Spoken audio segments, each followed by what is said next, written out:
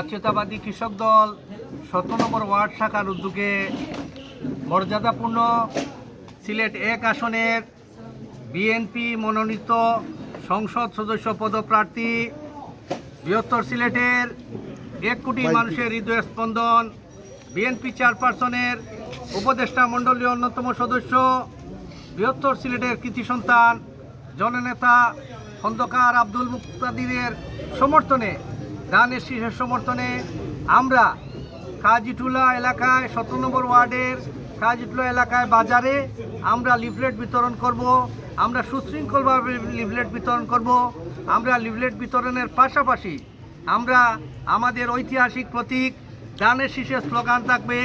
দানের শীষের স্লোগানের মধ্য দিয়ে আমরা ১৭ নম্বর ওয়ার্ড কাজীটুলা এলাকার মানুষকে জানিয়ে দিতে চাই, দানের শীষের বিজয়কে সুনিশ্চিত করতে আমরা আমাদের স্লোগানে মুখরিত করে তুলতে হবে। যেমনিভাবে আমরা ১৯৯১ সালে কাজীটুলা এলাকায়, ২০০১ সালে কাজীটুলা এলাকায় আমরা দানের শীষে মুখরিত করে তুলেছিলাম, ঠিক আজকে আমরা ঠিক তেমনিভাবে স্লোগানে মুখরিত করে তুলব। আমাদের মাঝে উপস্থিত রয়েছেন জাতীয়তাবাদী দল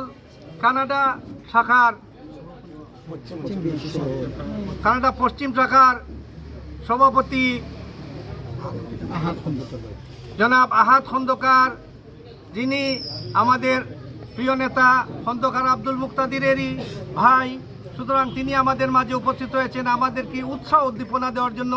এজন্যই আমি জাতীয়তাবাদী কৃষক দল কেন্দ্রীয় সংসদের পক্ষ থেকে এবং সিলেট মহানগর বিএনপির পক্ষ থেকে তাকে আন্তরিক শুভেচ্ছা অভিনন্দন জানাচ্ছি এবং আমরা আমাদের উদ্দেশ্যে দুটি কথা বলার জন্য আমি সবিনয় অনুরোধ করছি। আসসালামু আলাইকুম।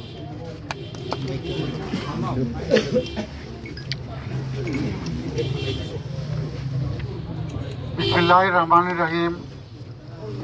কৃষক দল, বাংলাদেশ জাতীয়তাবাদী কৃষক দল কাজীটুলা ওয়ার্ডের উদ্যোগে আয়োজিত এই নির্বাচনী প্রচারণা জনসংযোগ অভিযানের সম্মানিত সভাপতি, আজকে আমাদের মাঝে উপস্থিত সিলেট জেলা কৃষক দলের সংগ্রামী সভাপতি, এক সময়ের তুকুর ছাত্রনেতা, যার হাত ধরে যাদের অক্লান্ত পরিশ্রমে এই সিলেটে জাতীয়তাবাদী ছাত্র দলের রাজনীতি গতিশীল হয়েছিল, বৃত্তি স্থাপন করেছিলেন সেই নেতা জনাব হুমায়ুন কবির শাহীন ভাই, উপস্থিত কৃষক দলের সম্মানিত নেতৃবৃন্দ, যুবদল, ছাত্রদল সহ অনেক নেতৃবৃন্দ আমার সাথে আছেন, কানাডা বিএনপির অন্যতম নেতা আলী হোসেন সহ সবাইকে আমি আন্তরিক ধন্যবাদ জানাই।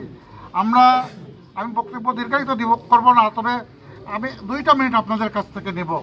2টা মিনিট নেব এই কারণে, আপনারা জানেন সিলেট 1 আসন সহ বাংলাদেশের 23 সংসদীয় আসনে বিএনপি ও জাতীয়তাবাদী জোট, যেটা বাংলাদেশের সবচেয়ে যোগ্যতম মানুষদেরকে নির্বাচনে প্রার্থী হিসাবে দিয়েছেন।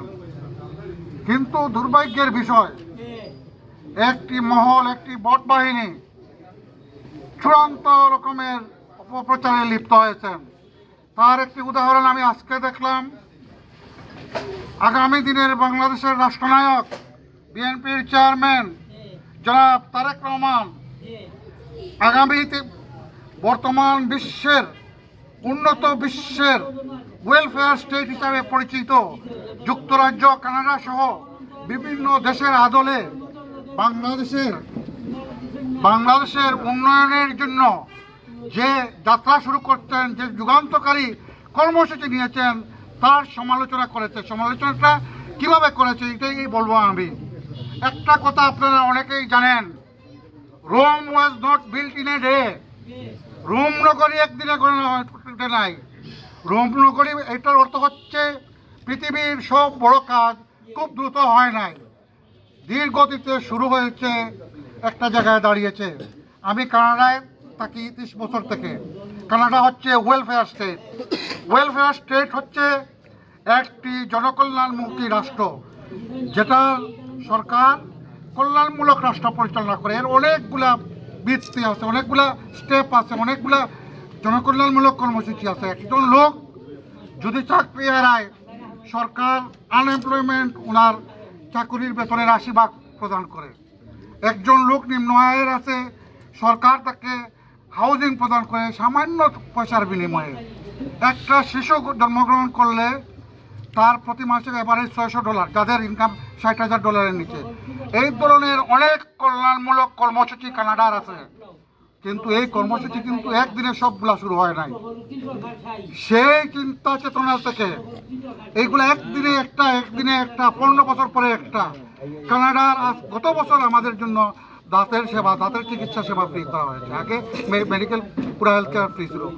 ঠিক একই কায়দায় 17 বছর আমাদের নেতা যুক্তরাজ্যে অবস্থান করে এই ওয়েলফেয়ার স্টেটের অগণিত পদক্ষেপ, যেটা আমি দীর্ঘ বক্তব্য দেওয়ার সুযোগ নাই, আমি যদি বর্ণনা করি আপনারা মুগ্ধ হবেন।